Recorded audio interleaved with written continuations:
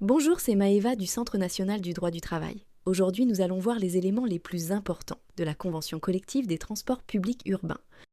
Cette convention s'applique aux métiers suivants: conducteur de bus, conducteur de tramway, contrôleur de billets, agent d'exploitation, agent de maintenance, responsable de réseau et personnel administratif. Elle concerne les entreprises opérant dans les réseaux de transport public urbain de voyageurs sur tout le territoire métropolitain et en Corse. La durée de la période d'essai varie selon les catégories d'emploi. Elle est généralement de 2 mois pour les employés et ouvriers, 3 mois pour les agents de maîtrise et techniciens, et peut aller jusqu'à 4 mois pour les cadres. La durée de travail est fixée à 35 heures par semaine. Toutefois, des dispositions spécifiques permettent d'aménager le temps de travail en fonction des nécessités du service, notamment pour les métiers impliquant des horaires décalés. Des congés exceptionnels sont prévus pour événements familiaux: 4 jours pour un mariage, 3 jours pour le décès d'un conjoint ou d'un parent proche, 2 jours pour la naissance ou l'adoption d'un enfant, ainsi que des congés pour des situations particulières, comme le décès d'un grand-parent. Les primes incluent une prime d'ancienneté calculée en pourcentage du salaire de base, des primes liées aux conditions de travail, comme celles pour travail de nuit